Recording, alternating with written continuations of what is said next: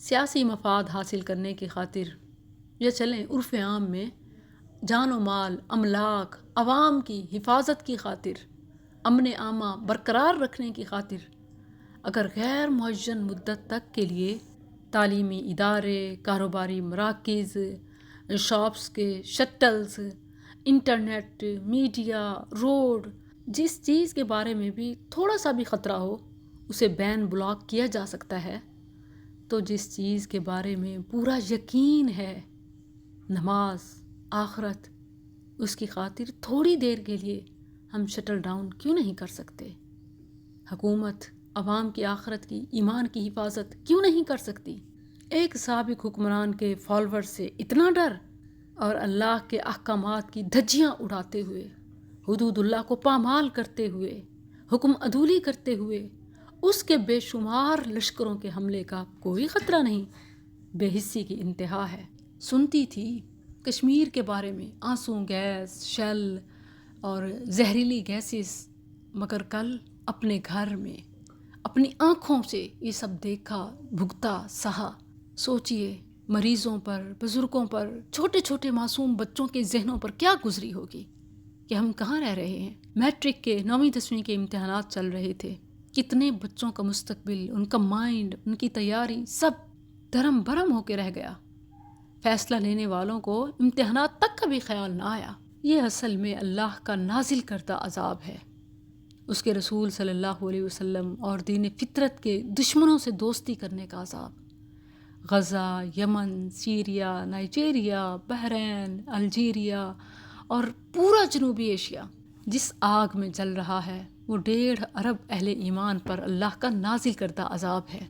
ہم نے خوشحالی کے لیے، امن کے لیے، ترقی کے لیے، ترقی کے مالک کی طرف نہیں، اس کے دشمنوں کی طرف ہاتھ بڑھایا۔ سب جانتے ہیں کہ ہم کس کے اشارے پہ ناچتے ہیں، ہم نے کس کو اپنا ولی سرپرست بنایا ہے، اور ہم اس پر شرمندہ ہونے کے بجائے فخر کرتے ہیں کہ ہمارے فلاں فلاں سے بڑے اچھے تعلقات ہیں۔ ماشاء اللہ سے اس حکومت کی فارن پالیسی بڑی اچھی جا رہی ہے۔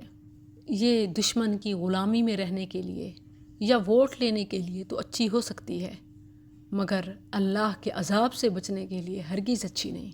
یہ سب ہمارے اپنے کرتوتوں کا بدلہ ہے، ورنہ اللہ ظلم نہیں کرتا، اور یہ سزا ہمیں اس لیے مل رہی ہے کہ اللہ اپنی نعمت کو جو اس نے کسی قوم کو عطا کی ہو اس وقت تک نہیں بدلتا جب تک کہ وہ خود اپنی حالت کو نہ بدلیں۔ قوموں کے عروج و زوال کا یہی قانون ہے۔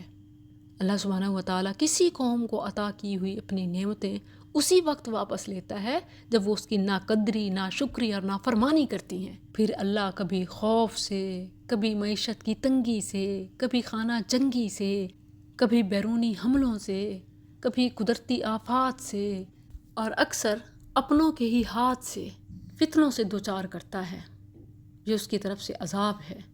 جو سنبھل جائے، سمجھ جائے تو بچ جائے، وگرنہ آپ دیکھیں تو دنیا میں جہاں جانوروں کے بھی حقوق ہیں، اینیمل رائٹس ہیں، وہاں ہر پاکستانی تیسرے چوتھے درجے کا بے حقوق شہری بنا ہوا ہے۔ ایسی صورتحال میں کہ جہاں فرد واحد کی کوشش محض قطرہ ہے جو گرنے سے پہلے ہی خشک ہو جاتا ہے، اللہ عز و جل سے دعا گو ہوں کہ وہ ہمیں ایسا حکمران نصیب فرمائے جو خون مسلم کی حفاظت جانے، جو ایمان کی حفاظت جانے، جو دنیا اور مادیت کی خاطر نہیں بلکہ ایمان اور آخرت کی خاطر حرام خوریوں کے دروازے بند کرے، شراب، شباب، شہوات، چوری، رشوت خوری، سود، اللہ کے دشمنوں سے دوستی کو بین کرے، بلاک کرے، انٹرنیٹ ایکسیس مانیٹر اور کنٹرول کرے، اور نماز حلال کی خاطر شٹل ڈاؤن کرنا بھی جانتا ہو۔